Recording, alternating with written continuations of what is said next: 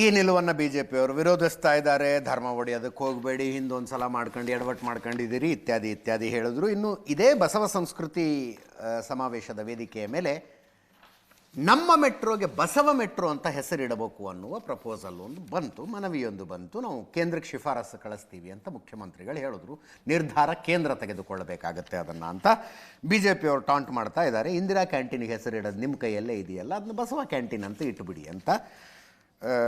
ಅದೊಂದಷ್ಟು. ಮುಂದಿನ ಸುದ್ದಿಗೆ ಹೋಗೋಣ.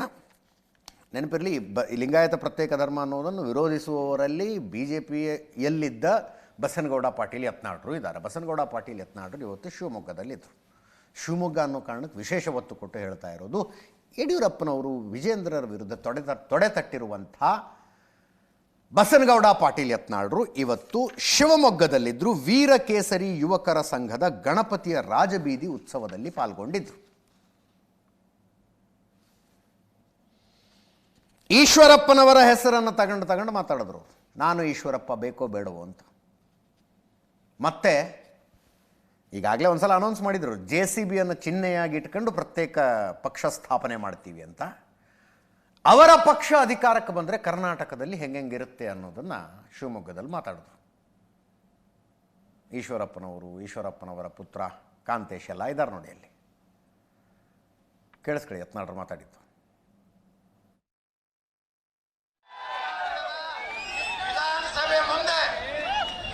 ಪರವಾಗಿರುವಂತ ಒಬ್ಬ ಮುಖ್ಯಮಂತ್ರಿ ಆಗ್ತಾನೆ.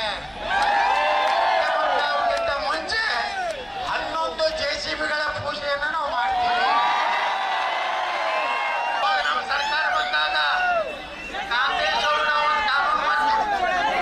ಗಣಪತಿ ಕೂರಿಸೋದು ನೋ ಪರ್ಮಿಷನ್, ಎಲ್ಲ ಫುಲ್ ಪರ್ಮಿಷನ್ ಹೆಂಗ್ ಕೂರಿಸ್ರಿ. ಕರ್ನಾಟಕ ಸರ್ಕಾರದ ಅಧಿಕಾರಿಗಳೇ ಪ್ರತಿಯೊಂದು ಗಣಪತಿ ಪೆಂಡಾಲಿಗೊಂದು ಪರ್ಮಿಷನ್ ಕೊಡಬೇಕು. ಕರ್ನಾಟಕ ಸರ್ಕಾರದಿಂದಲೇ ಪ್ರತಿಯೊಂದು ಪೆಂಡಾಲ್ಗೆ 21,000 ರೂಪಾಯಿ ರಾಜ್ಯ ಸರ್ಕಾರ. ಹಿಂದೂ ಸಮಾಜೋತ್ಸವ ಮಾಡುವುದರ ಮೂಲಕ ಕರ್ನಾಟಕದಲ್ಲಿ ಬದಲಾವಣೆಯ ಮೊದಲ ಗಾಳಿ ಶಿವಮೊಗ್ಗದಿಂದಲೇ ಹೊಸ ಅಧ್ಯಾಯ. ಕಂಪ್ಲೀಟ್ ಪೊಲೀಸ್ ಭರ್ತಿ ಮಾಡಿ AK-47 ಕೊಡ್ತೀವಿ ಅವ್ರ ಕೈ. ಅಂತ ಸರ್ಕಾರ ಬರಬೇಕು ಬೇಡ ಕರ್ನಾಟಕದಲ್ಲಿ. ಅಭಿವೃದ್ಧಿ ಯಾವಾಗ ಚಾಲು ಆಗ್ತದೆ ಅಂದ್ರೆ ಮೊದಲ ನಮ್ಮ ಹಿಂದೂಗಳ ರಕ್ಷಣೆ ಆದ್ಮೇಲೆ. ಗಣೇಶನ ಮೇಲೆ ಕಲ್ಲು ಹಾಕ್ತಾರಲ್ಲ, ಔರಂಗಜೇಬನ ಕಟೌಟ್ ಹಾಕ್ತಾರಲ್ಲ, 2028 ನಡೆಯುವುದಿಲ್ಲ.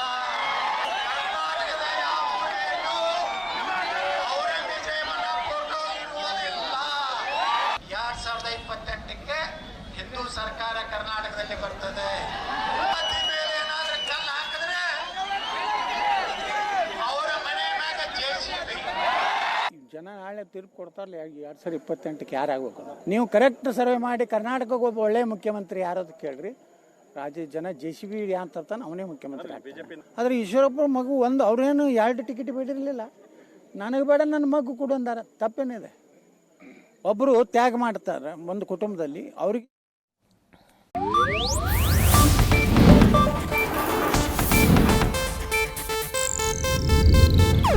ಇದು ಏಷ್ಯಾನೆಟ್ ನ್ಯೂಸ್ ನೆಟ್ವರ್ಕ್ ಪ್ರಸ್ತುತಿ.